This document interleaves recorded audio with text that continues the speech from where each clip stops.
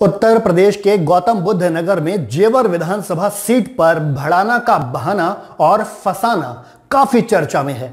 यहां बीजेपी के विधायक अवतार सिंह भड़ाना आरएलडी के टिकट पर पहले मैदान में उतरे, फिर मैदान छोड़ दिया और फिर वापस मैदान में लौट आए।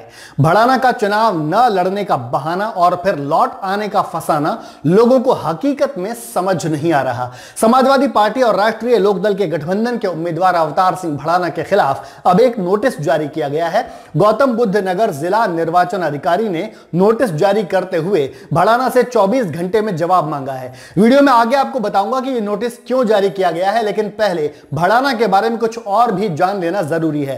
अवतार सिंह भड़ाना 2017 में बीजेपी के टिकट पर मुजफ्फरनगर की मीरापुर सीट से विधायक चुने गए थे। बीजेपी की प्रचंड लहर के बावजूद भड़ाना अपना चुनाव 193 वोटों के मामूली अंतर से जीत पाए थे। इसके बावजूद वो चाहते थे कि यूपी में उन्हें सरकार में अहमियत दी जाए, लेकिन यूपी सरकार में उन्हें मंत्री नहीं बनाया गया। यूपी की योगी सरकार में अपनी अनदेखी के चलते वो नाराज हो गए और इतने ज्यादा नाराज हुए कि 2019 में लोकसभा चुनाव में बीजेपी के विधायक रहते हुए हरियाणा की फरीदाबाद लोकसभा सीट से कांग्रेस के टिकट पर लोकसभा का चुनाव लड़ गए। हालांकि उन्हें इस चुनाव में कृष्णपाल गुर्जर ने बुरी तरह हरा दिया। 2019 में भड़ाना को लगभग 6.5 लाख वोटों से हार झेलनी पड़ी। इस बड़ी हार के बाद भड़ाना ने जेवर से चुनाव लड़ने का मन बनाया और वहां आना जाना शुरू कर दिया।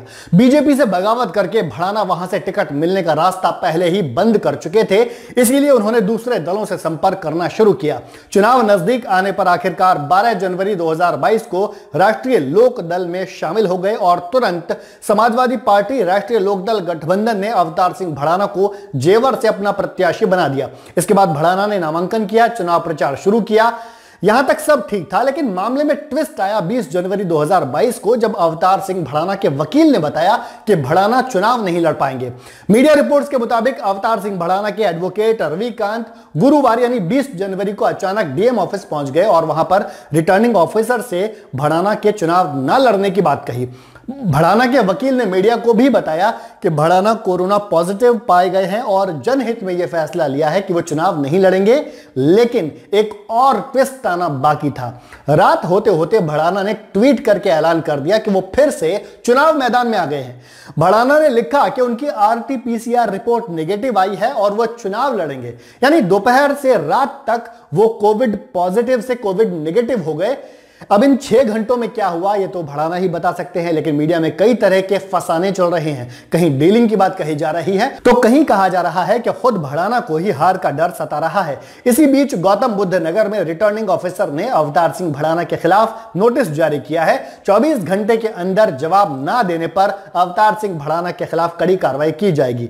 मीडिया रिपोर्ट्स में रिटर्निंग ऑफिसर रजनीकांत मिश्रा ने कहा है कि अवतार सिंह भड़ाना ने प्रशासन को बिना जानकारी दिए अपना दफ्तर खोला है, उसी को लेकर उनके खिलाफ नोटिस जारी किया गया है। रजनीकांत मिश्रा ने बताया कि किसी भी प्रत्याशी को अपना चुनावी दफ्तर खोलने से पहले चुनाव अधिकारी को इसकी जानकारी देनी होती है, लेकिन अवतार सिंह भड़ाना ने जेवर में झाझर रोड पर अपना ऑफिस खोला और उसके बारे में चुनाव अधिकारी को कोई भी जानकारी नहीं दी। इसी को लेकर उनके खिलाफ एक नोटिस जारी किया गया है। अब देखना होगा कि भड़ाना इस नोटिस का क्या जवाब देते हैं। यह भी देखना होगा कि क्या भड़ाना इस चुनाव में बने रहेंगे या फिर कोई बहाना बनाकर चुनाव छोड़कर चले जाएंगे।